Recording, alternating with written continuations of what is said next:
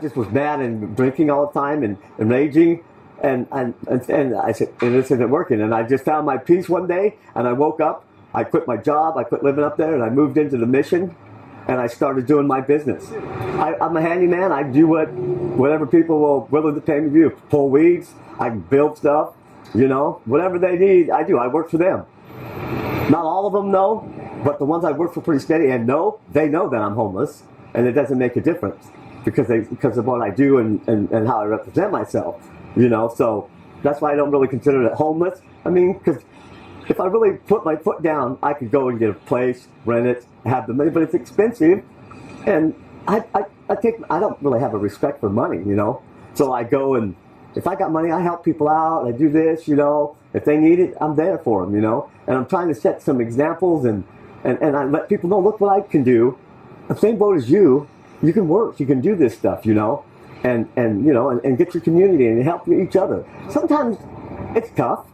Sometimes I get frustrated. Sometimes I'm just in a chaos, you know, like this morning because the thing's just not going right and the moving and things. I'm like everybody else, and that's the whole thing is I'm just like I'm like just like him, you know. But I just try to keep that positive attitude no matter what, you know. But it's hard.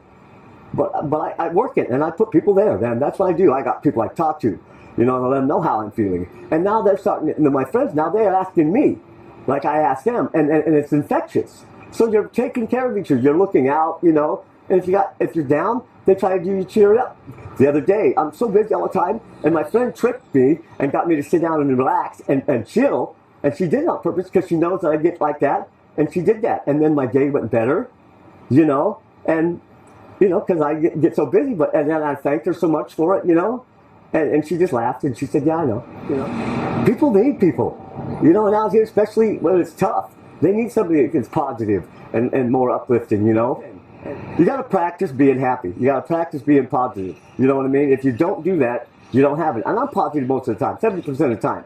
But I do crash and have my bad days. But I have people set up that I can talk to, that I can vent, you know, that help me and keep me in mind. You know what I mean? And people need to do that. People need to have people that they can talk to, you know, and if they're having a bad day, you know, and most of the time, if I'm going to see somebody, I ask them how they're doing.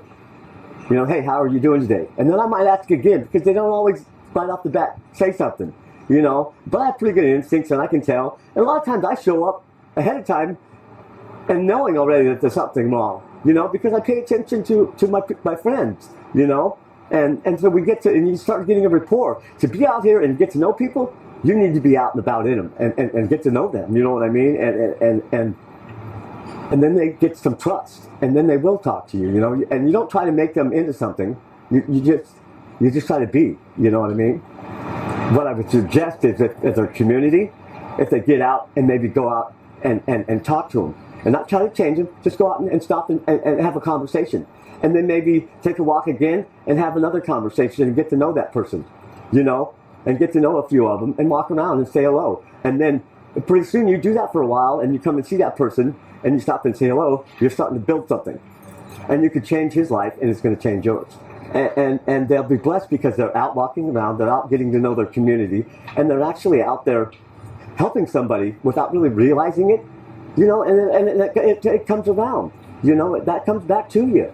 You know, they'll feel something different inside themselves. You know, especially if they do it right, because it's that's all it is.